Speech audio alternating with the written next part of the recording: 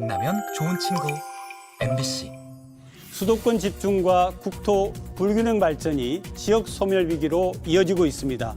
지난 4주 동안 심층 취재를 통해 짚어본 부산 인구 소멸 보도에 이어서 관련한 집중 토론 시간 갖겠습니다. 이어 이스라엘과 하마스 간 분쟁이 우리나라에 미칠 영향과 특히 엑스포 유치에 미칠 미묘한 파장도 짚어봅니다.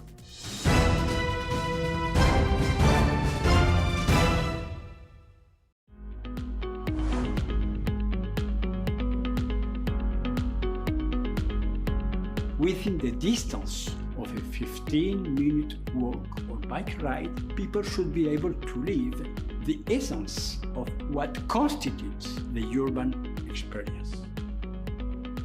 지역의 여러 가지 여건들을 잘 해석을 해서 거기에 걸맞는 15분 도시를 만드는 것이 우리 목표가 될 것입니다.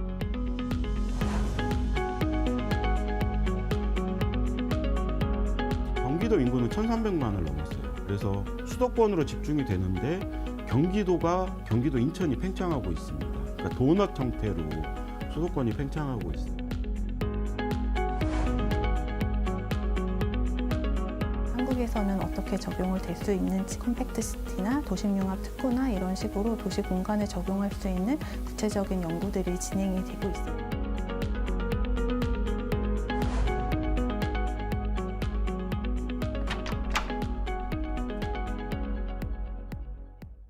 기획보도 사라지는 부산 미래도시 해법은 심층 토론으로 오늘 이어갑니다. 나오신 분 소개하겠습니다. 김광혜 부산 도시균형발전실장 나오셨습니다. 어서 오시죠. 네, 고맙습니다. 서민호 국토연구원 연구위원 나오셨습니다. 안녕하세요. 반갑습니다. 고맙습니다. 부산시가 미래도시의 비전으로 15분 도시를 추진하고 있습니다. 15분 도시 한마디로 뭐라고 말씀하실 수 있습니까? 예, 우리 시가 추진하는 15분 도시는 이제 걷거나 자전거나 또 대중교통을 이용해서 자기가 필요한 시설이나 활동을 할 때 일상생활에 불편함이 없는 도시 이런 걸 만들자는 것이고요. 사람들이 가깝게 서로 살게 되면 그 속에서 사람들 간의 관계가 회복이 되고 또 공동체가 발견이 되고 또 서로 배우고 또 자아실현을 하고 이렇게 하면서 이런 커뮤니티가 만들어지는 그래서 이제 이웃과 함께하는 그런 도시로 나가는 게 되겠습니다. 서 박사님, 15분 도시 부산이 방향 제대로 잡았다고 보십니까? 네, 제 개인적으로는 네. 부산이 굉장히 오랫동안 탄탄하게 준비했었고 그 과정에서 이제 15분 도시의 이제 창시자라고 말씀드릴 수 있는 그 소르본노의 모레노 교수님도 모셔서 원래 이제 기획 의도를 훼손하지 않는 선에서 많은 어떤 시민 의견 수렴도 하고 진행했던 걸로 알고 있습니다.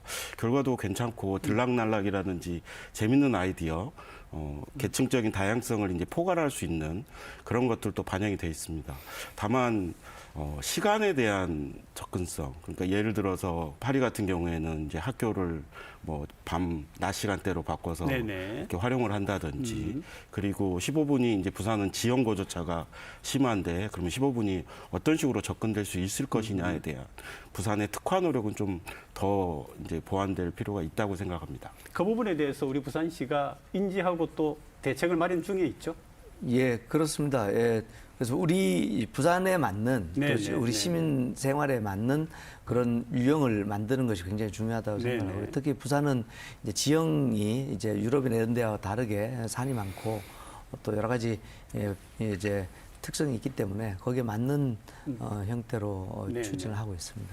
우리가 아까 뭐 실장님도 우리 박사님도 이야기를 해주셨는데 부산은 사실 지형적인 특성이 산복도로가 많지 않습니까? 그렇습니다. 이 산복도로를 극복하기 위하여 특별히 어떤 대책을 가지고 있습니까, 부산시가? 예, 우리 N분 도시를 하는 게 어렵다고 하는 게 이제 걷거나 자전거를 타야 되는데 경사가 그렇죠. 많으니까 잘 걸어 다니기가 또 노약자들은 또 어렵고 자전거는 더 어렵지 않습니까? 지형상 불리한 점을 해결하기 위해서 이제 에스컬레이터를 놓는다든지 어번 코아로 해서 마을과 마을을 연결해 준다든지 또는 이제 요새는 전기 자전거라든지 전동 킥보드 뭐 이런 걸 하다 보니까 실제로 이제 일반 자전거보다 전기 자전거를 더 많이 탑니다, 지금은. 그래서 옛날보다는 많이 극복이 돼서 이런 여러 가지 어떤 방식이 이런 수직 구조를 해결하는 데 도움이 될지는 현장에서 시민들과 같이 한번 지혜를 모아봐야 되지 않을까 생각을 하고 있습니다. 서 박사님, 뭐 대책을 좀 조언한다면 뭐가 있습니까? 부산이 우리나라에 있는 이제 지형 고저차를 극복하는 거에 거의 프론티어 역할을 했습니다. 네.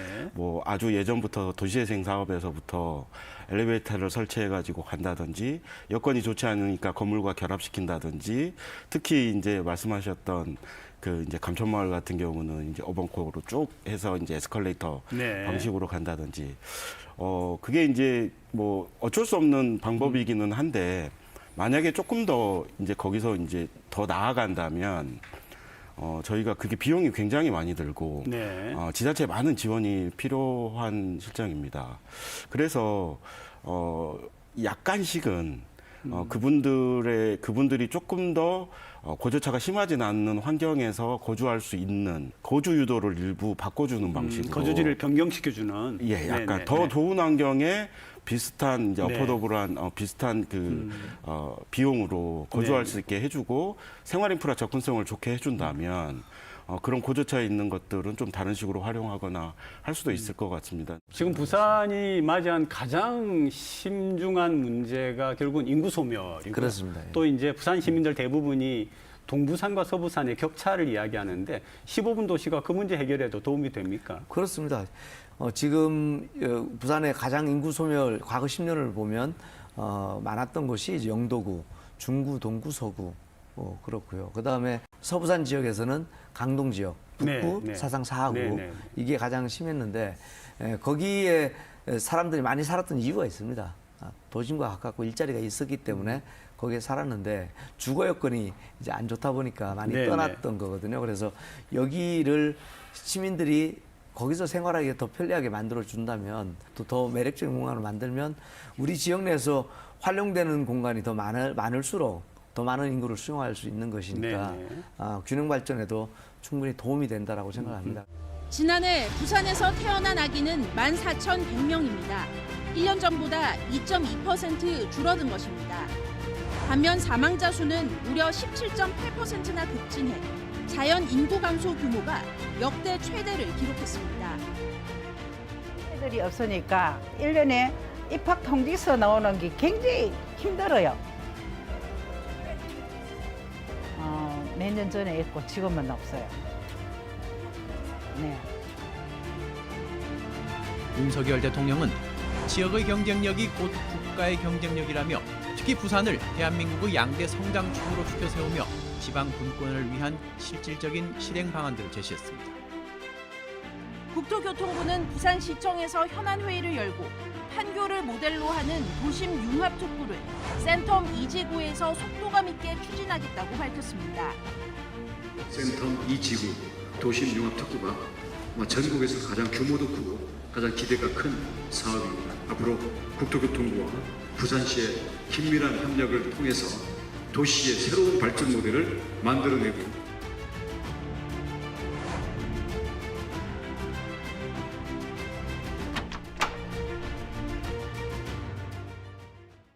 특히 이제 청년 인구의 유출이 굉장히 심각하고 수도권으로 지금 몰리고 있지 않습니까? 네. 부산만의 문제입니까? 어떻습니까? 뭐 아시겠지만 학교 출산율 0.7을 달려가고 있는 상황이고 뭐 어떤 언론에서는 뭐 한국이 지금 자살의 길로 가고 있다. 네, 좀 네, 네. 강한 표현이긴 하지만 네, 네. 굉장히 국가적인 위기인데 수도권은 인구가 늘고 있습니다. 그렇죠. 청년 인구가.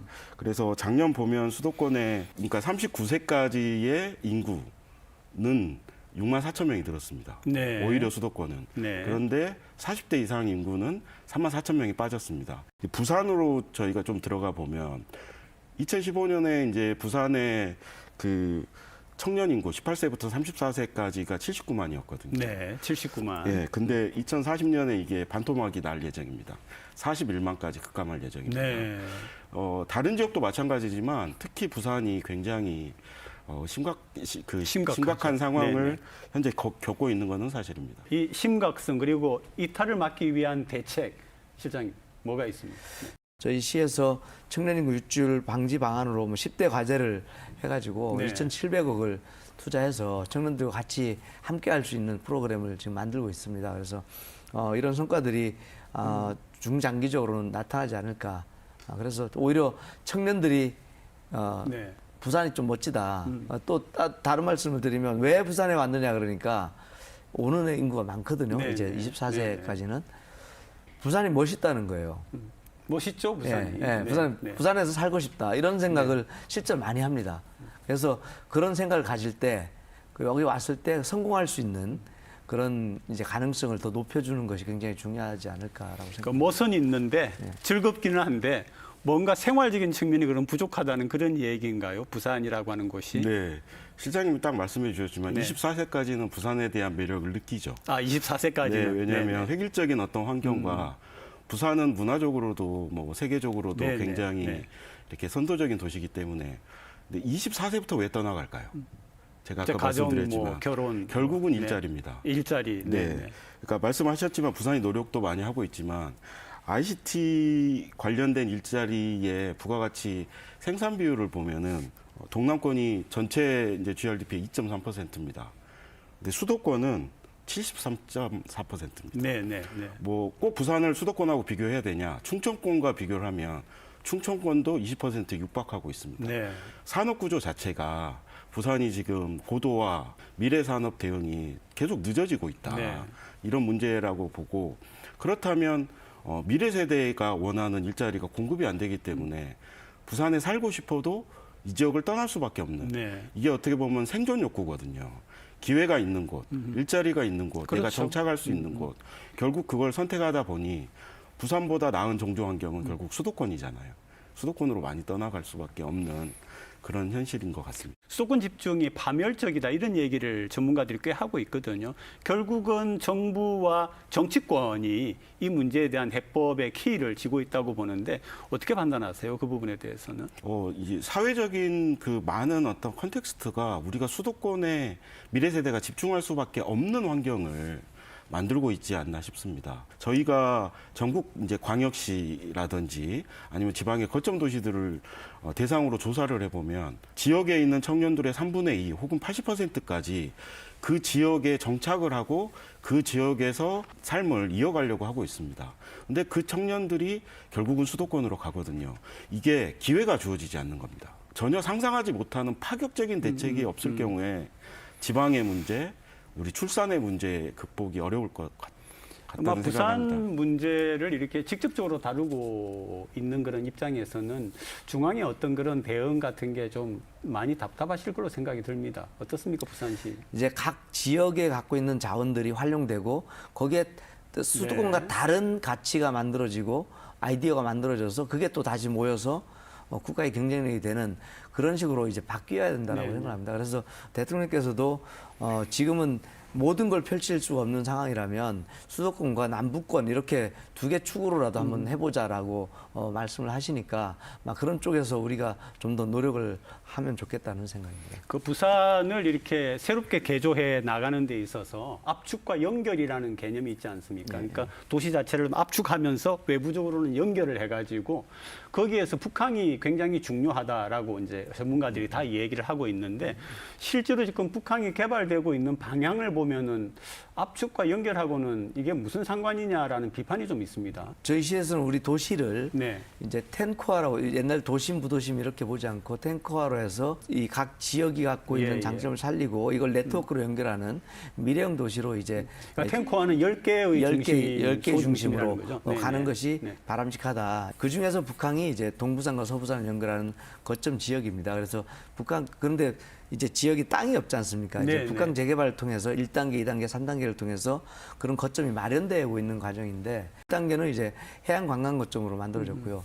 2단계는 이제 중심지 기능을 하는 국제 업무지구로 가고 도심지가 만들어지는 거기 때문에 네. 그때 되면 이제 본격적으로 된다고 보고 그래서 그런 인프라를 위해서 각종 도로망이나 이런 건 다 거의 정비가 돼 가고 있고요. 네네. 특히 이제 BUTX를 통해서 동부산, 서부산을 15분 내에 부산역에 다 올 수 있습니다. 이제 한 2030년이 되면 부산 전역에서 네네. 북한, 북한까지. 부산역에 오는데 거의 대부분 지역에서 15분이면 다 네네. 오는 도시가 되거든요. 그래서 이런 것들이 이제 경쟁력을 갖춘 도시로 빠르게 진화해 갈 수 있다고 생각을 하고 있습니다. 압축과 연결 그리고 북한 하실 말씀이 많을 것 같은데요. 네, 압축과 연결의 개념이 이제 2020년 전후로 해서 어떻게 보면 국토공간 구조 차원에서 논의가 되기 시작했습니다. 요즘은 가성비의 시대가 아니라 시성비의 시대입니다. 네, 시성비. 네. 뭐 서울을 예로 들어서 죄송합니다만 서울역에서 마곡이나 판교까지 50분 정도 걸립니다. 근데 서울역에서 대전까지도 똑같이 50분입니다. 50분. 그 관점에서 저는 북한이 아쉽습니다. 네, 네. 부산에서 전국과 연결되고 글로벌과 연결될 수 있는 가장 거점은 부산역이고 부산역에서는 북한 1단계가 개발되고 있습니다. 그러면 부산에 있는 전국 글로벌 그리고 부산 성장의 가장 핵심적인 엔진들이 부산항으로 들어와야 됩니다. 네, 네, 네. 부산항에서 1km만 벌어져도 접근을 안 합니다, 사람들이.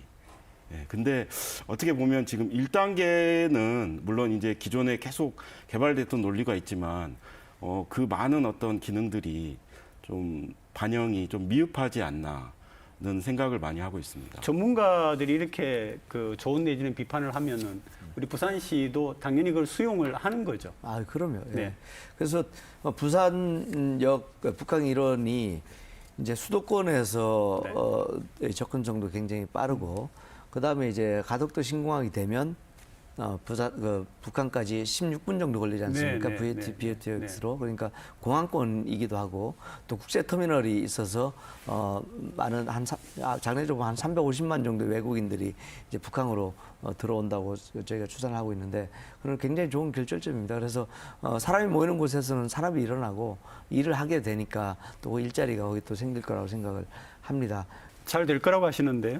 네. 어떻습니까? 네. 그 북한의 이제 개발 그 구상이나 방향을 보면 미래 세대가 원하는 직주락이 융합되고 네. 어느 정도 밀도가 있고 휴먼 스케일에 맞고 서로 공유가 되고 그런 점은 앞으로 많이 개선이 필요하고 물론 이제 BPA가 사업을 하기 때문에 부산시도 많은 어려움이 있으시겠지만 저는 1단계, 2단계, 3단계로 사업 확장하기보다는 1단계의 작은 규모라도 성공을 시켜야 됩니다. 1단계가 153만 평인데 매출이 1년에 120조가 나오는 판교가 15만 평입니다. 부산 전역에 있는 개발을 확장하기보다는 필요한 개발을 이쪽으로 집적시키는 노력이 필요합니다. 그래서 선택과 집중의 관점에서 부산, 부울경, 그리고 전국과의 역할 분담 그것들을 심각하게 고민하고 거기서 북한의 기능과 포지셔닝과 어떤 사업 구조, 어떤 사업 단계로 가야 될지를 지금 면밀하게 점검해야 될 때라고 생각합니다. 그리고 이제 그 서울 수도권을 제외한 광역 거점 도시에다가 도시 융합 특구를 만든다 이런 얘기가 있더라고요. 무슨 얘기입니까? 대전, 대구, 부산, 울산, 광주 그렇게 5개 광역시 수도권을 네, 제외하니까요. 네. 5개 광역시의 거점에 만들고 있고 말 그대로 미래 성장 엔진, 미래 세대가 가장 부가가치가 높은 효과를 발휘할 수 있는 거점을 도심에 두고 그걸 하기 위해서 일자리와 산업과 주거와 문화 같은 것들 결합되는 융합. 초광역권의 거점이 되려면 모든 지원을 집적시켜야 되지 않습니까? 파격적인 지원을 해야 되거든요. 그래서 특구입니다. 네. 도심융합 특구는 그래서 초광역권의 거점이다. 그렇게 말씀드릴 수가 있겠습니다. 도시 융합 특구 부산에서는 센텀 쪽이라는 얘기가 있습니다. 예, 그렇습니다. 네. 예. 그런 4차 산업혁명의 거점이 되고 부울경 전체의 생산성을 높이는 R&D가 이루어지는 공간으로 만들자라는 취지로 이제 센텀을 했고요. 센텀은 장점은 외곽순환고속도로 등을 통해서 센텀 산단 진입도로가 만들어지면 경남하고 바로 연결이 되고요. 그다음 반송터널을 지금 하려고 하는데 그걸 통해서 부울고속도로로 연결을 하면 울산 포항까지 또 1시간 생활권으로 다 연결이 됩니다. 그래서 이런 인프라를 통해서 이제 센텀 산단을 중심으로 해서 이제 혁신을 일으키려고 하고 이 혁신의 효과가 부울경 전체의 생산성을 높이는데 기여를 하도록 하려고 하고 있습니다.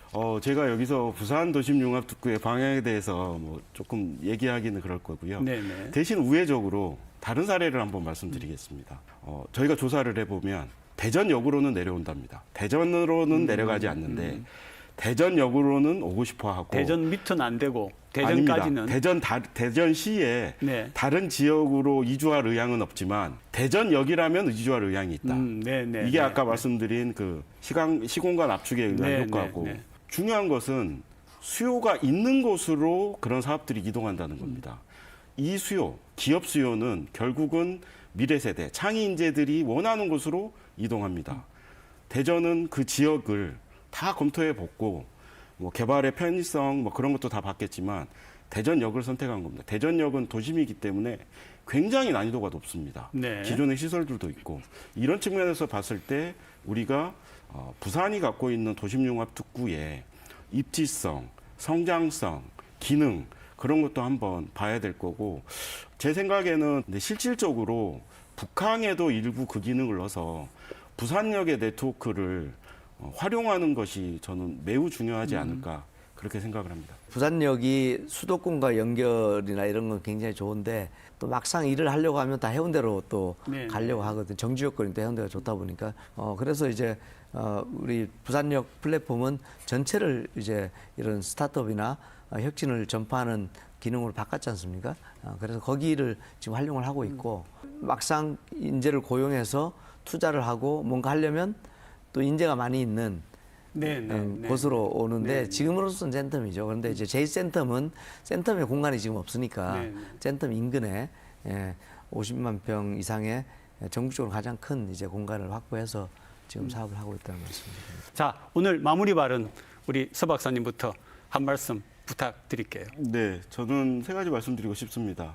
발상의 전환을 해야 됩니다. 부산이 뭐 서울이나 다른 도시에 비해서 모든 것을 다 넘버원을 하겠다. 이제는 그건 아닌 것 같고요. 네. 부산만이 갖고 있는 자산을 중심으로 올리원을 하겠다. 다른 어떤 지역에서도 복제되지 않는 그런 것들을 가져가겠다. 그러면 결국은 부산항, 문화, 많은 역사적인 상황, 그리고 글로벌 네트워크. 그래서 거기서 뭔가 특화를 시켜야 되고 그 과정에서 우리가 미래 세대들이 원하는 ICT라든지 부가가치를 높이는 일자리가 만들어지는 네. 그러면서도 세계 수위 도시는 아니지만 가장 살고 싶어하는 도시, 뭐 멜버른, 후쿠오카, 싱가포르 그런 도시들이 되면 포지셔닝을 확실히 해야 될 것 같고요. 아시겠지만 인구 감소 그리고 이제 국가적으로 어떤 이제 저성장, 축소 사회 수요가 없습니다. 선택과 집중을 확실히 하셔서 많이 있는 사업들 중에 중장기적으로 천천히 갈 건 천천히 가고 우선순위를 둬서 빠르게 효과를 발휘할 곳들을 선택해서 그런 것들을 중심으로 뭔가 이렇게 정책 효과를 시민들이 누릴 수 있게 하는 노력이 필요하지 않을까 싶습니다.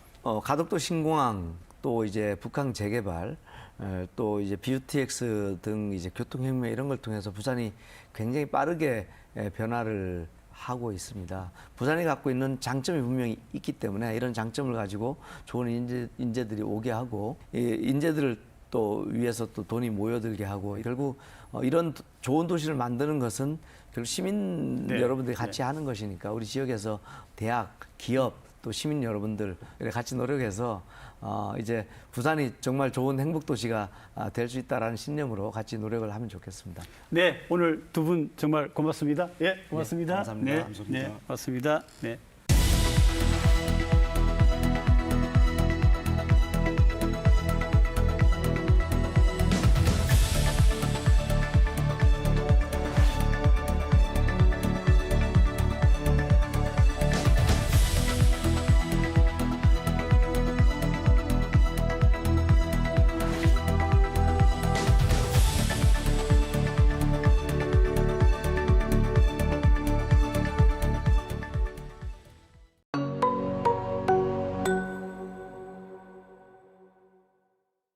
러시아 우크라이나 전쟁에 이어 이스라엘 하마스 전쟁이 또다시 세계를 충격 속으로 몰아넣고 있습니다. 우리나라에 미칠 영향도 이래저래 만만치 않을 것 같은데요.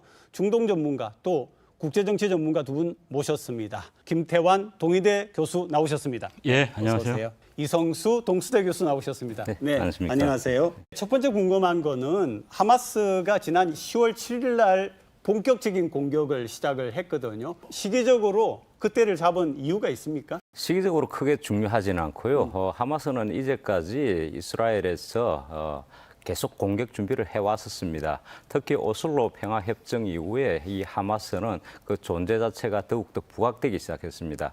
특히 가자 지구에서 이 하마스는 주 정당으로서의 역할도 하고 있는 상황입니다. 반면에 이스라엘의 이스라엘의 동쪽 지구 웨스트뱅크에서는 서한 파타가 지구. 네네. 파타라고 하는 정당 조직이 지배를 하고 있는 상황입니다. 그래서 이 두 정치 조직은 서로 경쟁하고 있는 그런 상황입니다. 어떻게 생각하세요? 팔레스타인 자치정부 내에 정파 간 갈등이 큰 요소라고 이렇게 네. 생각을 하고요. 그러니까 파타가 컨트롤하고 있는 웨스트뱅크 지역, 서한 지역이 하마스가 관리하고 있는 지역보다 한 16배고 인구는 한 2배가 좀 덜 됩니다. 네네. 그런 상황에서 대외적으로는 팔레스타인 자치정부인 파타 정부가 팔레스타인을 대표하고 있기 것처럼. 때문에 네. 그 내부의 갈등이 하마스에게도 큰 동인이 되지 않나 그렇게 생각을 하고요. 실제로 이번 사태 이후에 국제사회에서는 이스라엘과 팔레스타인의 분쟁이 아니라 이스라엘과 하마스의 전쟁으로 그렇게 보도를 하고 있기 때문에 어느 정도 하마스의 의도가 먹혔다. 뭐 그렇게 볼 수도 있겠습니다. 네, 우리가 일반적으로 알고 있는 것과는 좀 다른 내부적인 배경이 있는 걸로 제가 생각이 됩니다. 또 한 가지는 이스라엘하고 사우디아라비아가 뭔가 관계를 정상화하려고 하니까 그것도 중요한 변수로 작용했다 이러는데 무슨 얘기입니까? 이스라엘이 1948년도 독립을 했는데 아랍 국가들과 수많은 분쟁을 겪어왔습니다. 그러한 과정에서 아랍 국가들은 이스라엘을 인정하지 않는 삼부 정책을 취해왔습니다. 즉 이스라엘의 독립을 인정하지도 않고 이스라엘과는 평화도 없다. 그리고 이스라엘과는 외교 협상도 없다라고 했는데 이러한 부분들이 지금 깨지고 있습니다. 카타르라든지 이런 나라들 그리고 사우디도 이번에 이스라엘과 평화 협상을 진행을 하고 있습니다. 그러한 과정에서 이 하마스의 존재가 좀 부각되기를 원하는 그런 입장이 좀 반영되지 않았나 이렇게 싶습니다. 그런 아랍과 이스라엘의 갈등이 구조적으로 있는 상황에서 지난 2020년에 아브라함 협정이라고 해가지고 미국 중재하에서 이스라엘과 아랍에미레이트 그리고 바레인, 수단과 같은 기존의 아랍권 국가들이 수교를 맺었어요. 네네. 그런데 이 최근에 올해 들어서는 이 중동 지역의 마청이라고 할 수 있는 사우디아라비아마저 이스라엘과 수교 수순으로 지금 상당히 진전되고 있는 상황에서 그렇게 될 때 가장 불편한 것이 사실은 중동에서 조금 떨어져 있는 것 같지만 바로 옆에 이란이 이걸 상당히 편안하게 보지 않거든요. 그래서 이런 국제 정세도 하마스에게 영향을 주었을 것이다. 왜냐하면 하마스의 배후에서 이런 상황을 원치 않는 이란이 어떤 형태로든 한번 판을 흔들 그런 의도가 있지 않았느냐 하는 그런 의심을 국제사회가 사는 그런 이유이기도 합니다. 미국이 2개의 항공모함 전단을 이스라엘 인근의 지중해에다 배치를 하고 있습니다. 이 사태가 확전되는 것을 방지하기 위해서 억지력을 갖기 위해서이긴 한데 많은 분들이 또 5차 중동 전쟁을 그러므로 걱정을 하거든요. 뭐 다른 지역 분쟁도 마찬가지겠지만 개인 간의 싸움도 마찬가지인데 당사자 간의 문제이기만 하면 사실은 해결이 오히려 단순합니다. 그런데 지금 쭉 말씀하셨다시피 네네. 이게 국제사회와 연계되어 있기 때문에 더 복잡해지는데 지금 온통 이스라엘 팔레스타인 이야기지 우크라이나 전쟁 얘기는 쑥 들어갔거든요. 그래서 네네. 이런 차원에서도 아마 러시아도 모든 전쟁이 그렇겠지만 아마 러시아가 전혀 무관하게 이런 상황이 발생하지는 않았을 것이다. 어떤 형태로든 서로 공유하고 계산이 되지 않았겠는가. 이렇게 보는 것이 국제정치를 보는 사람의 입장입니다. 결과론적으로 보자면은 사실은 중동에서의 헤게모니 싸움입니다. 미국과 중국 그리고 러시아가 같이 들어가고요. 네네. 어떻게 보면은 지금 현재 러시아 우크라이나 전쟁을 두고 새로운 신냉전이 시작되었다라고 이야기를 하고 있는데 중동도 사실은 그 한가운데 있는 부분이고요. 사실은 중동은 우리 일반인들, 시청자들은 잘 모르겠지만 지속적인 분쟁이 계속 있어 왔습니다. 그렇지. 이러한 와중에 지금 중동을 둘러싼 강대국 간의 헤게모니 전쟁도 또한 펼쳐지고 있는 것이라고 이렇게 볼 수가 있는 겁니다. 지금 보면은 굉장히 안타까운 게 우선 전장이 있어가지고 군인들끼리 싸우면은 또 그렇다 치는데 지금은 민간인 지역에 대한 폭격이라든지 이런 것들이 너무 심각한 상태에 있기 때문에 유엔 등 뭐 세계적인 맞습니다. 지도자들이 이제 좀 멈춰라. 더 이상 공격하지 말고 뭔가 좀 평화로운 협정적으로 가자. 이런 이제 움직임이 있는데 자, 이스라엘이 과연 그런 것을 받아들일 거라고 보십니까? 어떠세요? 이스라엘판 9.11 테러다 할 만큼 사실은 이게 패닉 상태입니다. 왜냐하면 그 하마스의 기습 로켓 공격으로 한 뭐 수천 발이 일거에 그렇죠. 떨어졌다고 하는데 이런 전례도 없을 뿐만 아니라 그로 인해서 천여 명 이상이 희생이 됐습니다. 이거는 가자 지구가 상당히 그렇죠. 길게 좁은 지역이고 이 하마스 단체라는 것이 민간과 어떤 정규군처럼 이렇게 주둔군과 여러 가지 지역이 구분되어 있는 것이 아니라 그 속에 섞여 있기 때문에 정밀 타격이 어려운 부분들도 있을 것이고 그건 당연히 심리전 차원에서 그런 부분들을 하마스에서는 또 민간인에 대한 폭격이다 이렇게 선전을 할 수 있고 그 반대도 마찬가지입니다. 이런 상황이 비근한 예가 바로 며칠 전에 가자 지구의 병원의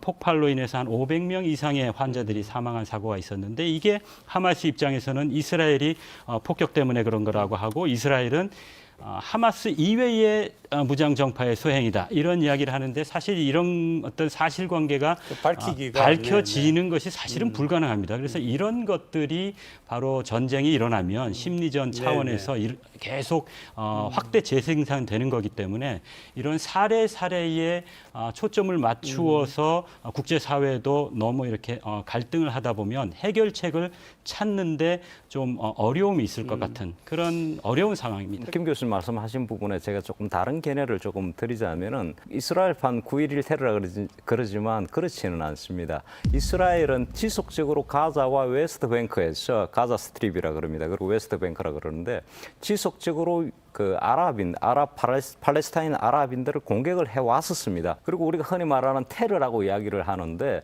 지속적으로 이 사람들은 억압을 받아왔고 정착촌이 계속 자기들의 삶의 터전을 잃어왔기 때문에 사는 것 자체가 투쟁이었습니다. 그러니까 가자 지구는 전장이라는 개념이라는 어떤 그런 것들 자체가 없는 지역입니다. 모든 지역이 유대인들에게는 공격의 대상이었고 아랍인들에게는 피해의 대상이었습니다. 그런 것들이 지금까지 수십 년 동안 이어져 왔기 때문에 사실은 9.11 테러와 비교한다라는 것은 약간 어떤 오류가 있는 것 같고요. 객관적인 입장에서 봐주는 게 낫지 않겠는가 싶습니다. 우리 이 교수님 말씀을 하셨으니까 개인 간의 싸움도 그렇지만 어떤 집단 간의 또 국가 간의 이런 분쟁에 있어서 히스토리가 있고 배경이 있는 부분은 한쪽 측면에서 보면 나름대로 다 명분이 있는 거고 이유가 있는 겁니다. 그러면 그런 차원에서 얘기를 하다 보면 이 분쟁의 실마리가 다 잡히지 않고 뭐 싸워가지고 한쪽이 죽을 때까지 승자가 정의가 되는 상황이 되는 겁니다. 그런 것을 막기 위해서 국제사회에서도 뭐에 초점을 맞춰야 되나 하면 누가 먼저 때렸느냐, 누가 불법적인, 누가 행위를 먼저 요인을 가장 지근거리에서 그걸 역사 수천 년에서 찾는 게 아니라 그렇게 해야 해결의 실마리가 잡히고 어떤 균형이 잡히는 것이거든요. 그래서 이번 사태는 그 부분이 책임 소지고 그 부분에 초점을 맞춰서 국제사회도 이렇게 상황을 정리하지 않으면 이것은 끝나지 않는 싸움이 선제 됩니다. 공격이 문제다. 그렇다면은 그 뒤에 지금 발생하고 있는 이스라엘의 무차별적인 가자지구 폭격은 과연 정당하냐라고 봤을 때 그렇지는 않거든요. 아까 말씀드렸듯이 병원을 폭파라는 말씀을 쓰셨는데 병원은 폭발을 당한 게 아니고 미사일 공격을 받은 겁니다. 그래서 이러한 부분들이 스스로 폭파된 게 아니고 그럼 이게 다른 아랍 그 무장단체의 공격인지 이스라엘의 공격인지 저는 사실은 여기서 히즈볼라나 이슬라믹 지하드라는 그런 단체의 소행으로 보지는 않습니다. 이스라엘이 폭격을 했는데 이게 너무 큰 파장을 일으키다 보니까 이걸 아랍 무장 정파들한테 전가하는 느낌을 저는 받고 있거든요. 과연 어떤 아랍 무장 정파가 자기네들의 같은 민족의 그 병원까지 공격을 할 정도가 되느냐? 이건 사실은 좀 너무 지나치게 좀 나간 길게 거 아닌가 말씀하셔서 저도 조금 이렇게 것 같습니다. 한다면 뭐 본의 아니게 서로 좀 상반되는 견해를 얘기하는 것 같지만 뭐 이거 우리 시청자들을 위해서 좋다고 생각합니다.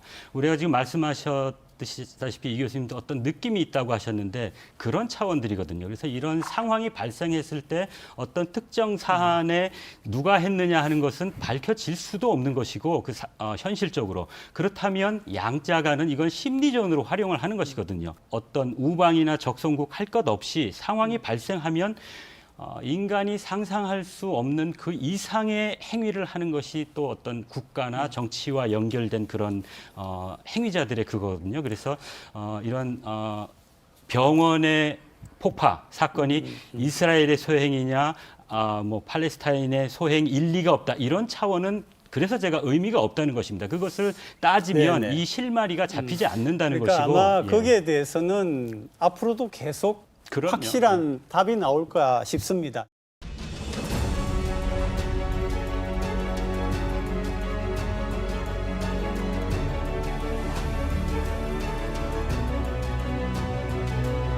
북한은 만약에 그런 공격을 한다 그러면 북한의 괴멸이 될 수밖에 없는 상황입니다. 북한 자체가 붕괴될 수 없는 상황이기 때문에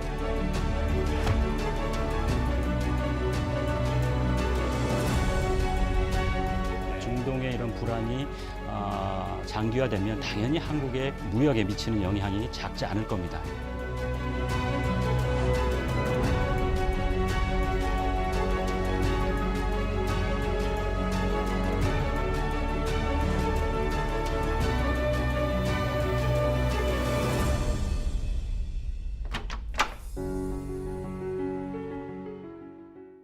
이제 문제를 네. 우리 얘기를 우리 한반도 쪽으로 한번 네. 돌려보도록 하겠습니다. 기습 공격이 있었습니다. 네. 처음에. 근데 사실은 그런 국제적인 사건이 일어나다 보니까 한반도에서도 그런 일이 있는 게 아닌가 이런 이제 걱정들을 하시는데 어떻게 생각하세요? 제가 개인적으로 볼 때는 가능성이 그렇게 크지는 않다. 뭐 연평도처럼 아주 뭐 몇 발 뭐 이런 국지적으로는 가능할지 몰라도 우리가 보통 염려하는 것처럼 뭐 수백 문의 휴전선 인근의 장사점 포가 일시에 발포를 해서 뭐 1시간 내에 뭐 수만 발이 수도권 지역에 떨어진다. 이거는 전면전을 각오하거나 아니면 어떤 그런 것을 각오할 만한 북한 내부의 어떤 피치 못할 상황이 없다면 상식적으로 그건 불가능한 것이고 장사정포를 발포한다는 것이 초탄 발사하면 수백 발입니다. 제탄 발사하면 거기 곱하기 2가 되겠죠. 제탄 발사하기까지 시간이 있고 3탄 발사하기까지 시간이 있는데 그러면 그게 한 10여 분 그러니까 우리가 상식적으로 생각하는 하마스가 공격한 수천 발이 떨어지기까지는 상당한 시간이 걸릴 거란 말이죠. 그러면 우리 대한민국 국군이 그 상당한 시간 동안 그 수천 발이 떨어질 동안 지켜볼 것이냐 그렇지는 않거든요. 다양한 도발의 시나리오에 따라서 우리가 대응하는 훈련을 하고 있기 때문에 쉽게 생각할 건 아니지만 그렇다고 너무 진지하게 우려할 필요는 없을 것 같습니다. 지금 북한의 도발 가능성이 저도 뭐 그런 입장에서는 김 교수님하고 비슷합니다. 북한이 그렇게 쉽게 도발할 수가 없다. 왜냐하면은 상황 자체가 다르기 때문에 그렇습니다. 그렇다고 본다면은 이제 우리나라의 어떤 그 방어 체제는 어떻게 되어 있느냐 여기에서 우리가 사실은 조금 신뢰성이 그렇게 높지는 않다라고 봅니다. 하마스와 같은 수천 발을 한꺼번에 쏟아낸다라고 했을 때 그건 방어하기는 쉽지가 않다라고 보거든요. 우리 군인은 저도 우리 군인들을 믿고 있습니다만은 한꺼번에 수천 발씩 이렇게 발사를 한다 그러면은 이건 다 막을 수는 없다. 그래서 한반도 위기도 가능할 수도 있다. 저는 이렇게 볼 수 있습니다. 지금 사실 뭐가 우리 한국이 가지고 있는 가장 큰 문제 중에 하나가 두 분도 잘 아시다시피 서울을 포함한 수도권 집중이에요. 그렇죠. 전체 인구의 50.2%가 수도권에 있고요. 그다음에 수도권의 모든 기능이 국가적인 기능이 다 집중되어 있지 않습니까? 맞습니다. 장사정포를 현재 북한이 4,800문을 가지고 있고요. 그중에서 수도권을 겨냥하고 있는 게 350문이고요. 그리고 이게 공격을 시작하면은 1시간에 10,000발을 발사한다고 합니다. 그러면은 수도권이 꼭 북한을 말하는 게 아니라 잠재적인 적들에게 우리가 볼모로 내주고 있는 거 아닙니까? 어떻게 생각하세요? 틀린 말이 아니고요. 맞는 말씀이시고요.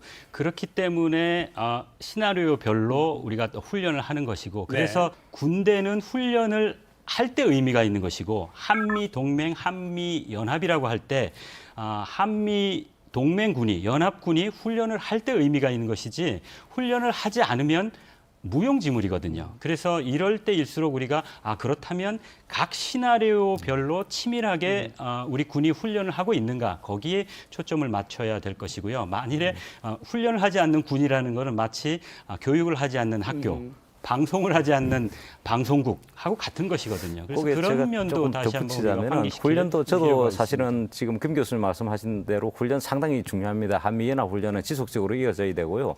그런 측면에서 방위를 매우 신경을 써야 되는 부분인데 이거는 또 미사일이 날라오는 부분은 훈련만으로만 되는 것은 아닙니다. 우리가 지금 우리나라에 지금 사드가 배치가 되어 있지 않습니까? 경북 상주에 배치가 되어 있는데 개인적인 의견이라는 말씀을 먼저 드리고 저는 만약에 그런 것들이 우려된다면은 사드를 좀 더 배치를 하는 것도 하나의 방법이다. 적어도 태안반도 정도라든지 그다음에 남쪽 제주도나 또는 창원에 군사기지가 밀집해 있는 이 지역에 적어도 한반도에 사드 기지가 3기 정도 있고 그다음에 팩2, 팩3 정도가 배치가 되어 있으면은 아까 말씀드린 김 교수님처럼 훈련을 통해서도 더더욱 많은 미사일을 떨굴 수가 있는데 이러한 부분들이 과연 우리 국민들이 공감을 할까 이런 부분에서는 상당히 의문이 좀 사드 있는 문제 거죠. 말씀하신 것들은 뭐 공감하는 측면이 있고 그런데 장사정포에 대해서 우리가 지금 이야기를 하고 있는데 장사정포는 사드로 해결할 수 있는 부분이 아니고요. 그렇죠. 원천적으로 네. 장사정포가 초탄이 발사되면 원점 타격이라는 우리 얘기들을 많이 하는데 네. 제탄, 3탄 발사하지 못하도록 장사정포 자체를 무력화시키는 그런 훈련들이 있고 또 그런 이야기를 하는 것이고 한국판 아이언돔 시스템을 우리가 구축하고 계획도 나오고 있고 또 그렇게 진행 상당히 되고 있다고 믿고 있는데 저희가 다시 생각해야 될 것은 전쟁이 발생하면 이런 상황이 발생하면 피해가 없을 수 없다는 겁니다. 그래서 이 상황이 마무리되면 팔레스타인뿐만이 아니라 이스라엘 국내 내부에서도 분명히 왜 이거를 관리 못했느냐 하는 내부적인 어떤 그런 정치적인 문제가 반드시 있을 것이고 한국도 마찬가지라고 생각을 합니다. 이제 좀 경제 걱정을 좀 해봐야 될 것 같습니다. 예. 유가가 아마 심각하게 영향을 받을 것 같고 그러면 또 한국 경제에도 또 타격이 있을 것 같은데 뭐 어떻게 전망을 하시는지. 이미 지금 많은 부분에서 유가가 지금 많이 올라 있습니다. 그래서 지금 단기적으로 유가가 오를 거라고는 저는 보지는 않습니다. 단지 이 사태가 장기화되기 시작하면은 유가에 많은 영향을 받을 수밖에 없고요. 그렇다면 우리가 수입하는 중동산 원유는 상당히 가격이 상승할 것이다. 그렇다면 우리 경제뿐만 아니라 세계 경제에 상당한 악영향을 미쳐서 엎친 데 덮친 상황으로 더 가지 않을까 이렇게 볼 수 있는데 우리가 바라는 것은 어쨌든 이 중동 분쟁이 하마스가 쉽게 끝낼 수 있는 부분은 아닙니다. 지금은 공격의 주도권을 이스라엘이 쥐고 있기 때문에요. 그런데 이스라엘은 쉽게 공격을 끝내지는 않을 거라고 봅니다. 왜냐하면 지금 이스라엘 총리가 과거에 지금 올해 사실 사법화를 무력화시키는 법안을 통과시켜가지고 내부적으로 분란이 상당히 많았습니다. 그래서 저는 이것을 봤을 때 베냐민 네탄야후가 그렇게 쉽게 전쟁을 끝나지 않고 이걸 정책적으로 활용할 가능성이 있다라고 저는 보고 있습니다. 네, 뭐 원유뿐만이 아니라 중동이 중요한 이유는 국제사회도 마찬가지겠지만 특히 우리 한국은 중동을 통해서 특히 수에즈 운하를 통해서 유럽과 연결하면서 유럽 수출입의 대부분을 그 루트를 통해서 이루고 있기 때문에 중동의 이런 불안이 장기화되면 당연히 한국의 무역에 미치는 영향이 작지 않을 겁니다. 이건 뭐 한국뿐만이 아니라 일본도 마찬가지고 중국도 마찬가지일 겁니다. 그래서 국제사회 전반에 걸쳐서 어떻게 해서든지 지금 이 문제는 조속하게 해결되기를 원하고 또 그렇게 유엔도 나서서 노력을 하고 있는데 또 코로나19 끝미에 발생한 우크라이나 전쟁 이런 것들을 통해서 이미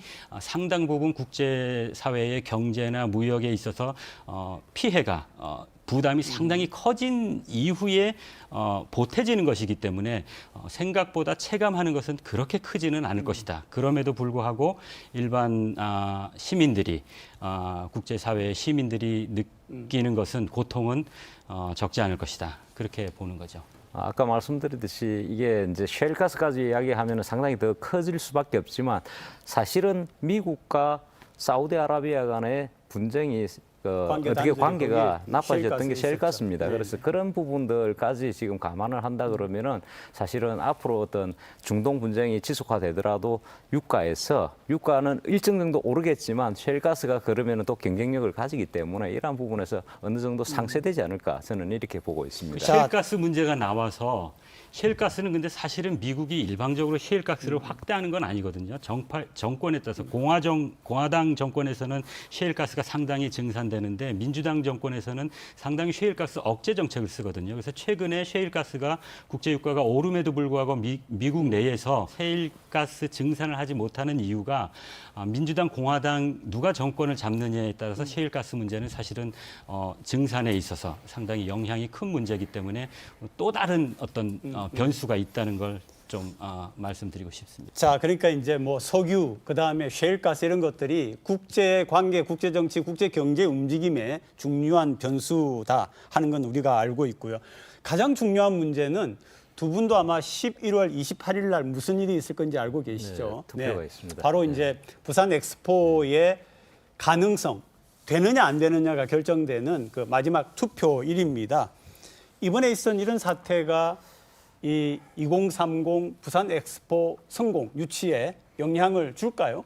크게 주지는 않지만 뭐 영향이 전혀 없다고 말하기는 좀 부담스러울 것 같습니다. 왜냐하면 2030이라는 것은 상당히 미래의 일이기 때문에 그 투표를 하는 국가들이 심정적으로는, 정서적으로는 불안해서 사우디에서 유치하는 것이 가능할까? 정서적으로, 심정적으로는 분명히 불안이 있겠지만 투표의 행위까지 이어질 것이냐 하는 문제는 또 별개거든요. 그래서 그런 만큼 좀 퀘스천 마크를 붙여보고 우리 입장에서는 그럼에도 불구하고 안전하고 확실한 부산에서 유치하는 것이 합리적이라는 것을 국제사회에 적절하게 설득하는 것이 관건이 아닐까 싶습니다. 제가 볼 때는 그 같은 경우에는 지금 투표는 오래 하지만 행사를 하는 것은 2030년이기 때문에 그 부분에 있어서 큰 영향을 미칠 것 같지는 않습니다. 단지 저는 좀 양심적인 차원에서 봤을 때 지금 중동의 아랍인들이 큰 고통을 받고 있는데 이러한 상황에서 우리가 2030 엑스포라는 어떤 큰 행사 때문에 우리한테 유리할까 불리할까를 저울에 올린다는 것은 양심적으로 조금 참 코멘트하기 힘든 상황이 아닌가. 거기에는 정말 어린 애들부터 해가지고 나이 든 사람, 여자들 엄청나게 지금 죽어가고 있습니다. 수많은, 물론 이스라엘 사람들도 포로로 잡히고 죽어가고 있고 아랍인들도 많이 죽어가고 있습니다. 지금 분쟁이 안정화되는 것이 그 무엇보다도 중요하다. 저는 이렇게 말씀을 드리고 싶습니다. 그 부분은 저희가 구분해서 이야기하고 또 생각해야 될 부분이기 때문에 지적을 하지 않을 수가 없는데 국가 행위는 그럼에도 불구하고 모든 상황에서 국가 이익, 우리에게 이익이 되는 것을 추구하고 또 그 목표 삼아야 되는 것이거든요. 그래서 2030 부산 엑스포를 유치하는데 과연 플러스가 될까 마이너스가 될까를 한번 계산을 해보고 타진해보는 것은 당연한 것이죠. 그게 부도덕한 거하고 연결하는 것은 상당히 비합리적인 것이죠. 저는 두 분 얘기가 다 설득력이 있다고 봅니다. 정말 어린아이를 포함한 민간인들이 저렇게 희생되고 있는데 그런 점도 충분히 이해가 되고요. 또 전문가들은 이제 앞으로 있는 중대한 사안이 어떤 변수에 의하여서 어떻게 될 거냐라고 하는 거는 또 얘기를 할 수 있는 부분이니까 오늘 두 분 정말 수고 많으셨고 고맙습니다. 네, 고맙습니다.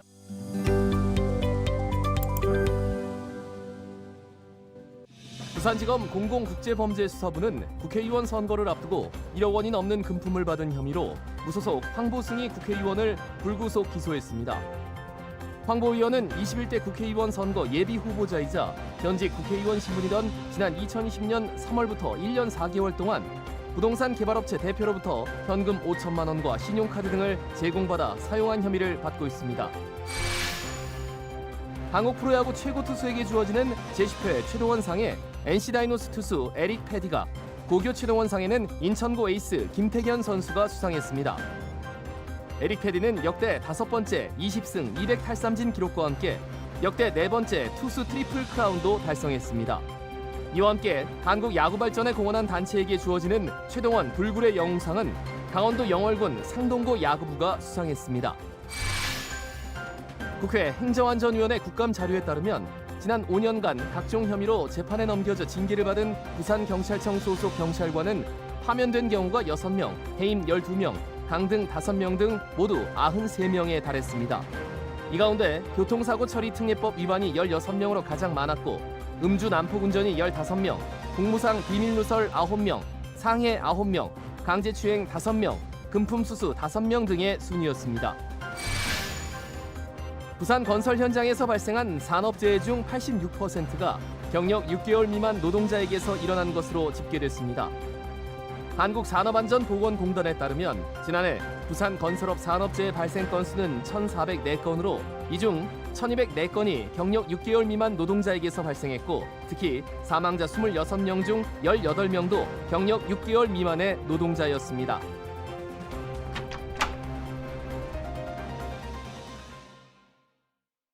인구 절반 이상이 집중된 수도권 중심주의는 여러 부작용과 함께 특히 잠재 적국들에게 나라 자체를 볼모 잡히는 파멸적 결과를 초래할 수도 있습니다. 보여주기식의 선거용 균형발전 구호가 아닌 진짜 행동이 필요합니다. 시청해 주신 여러분 고맙습니다. 다음 주 일요일 아침에 또 뵙겠습니다. 고맙습니다. 네. No, I'm not colorblind. I know the world is black and white.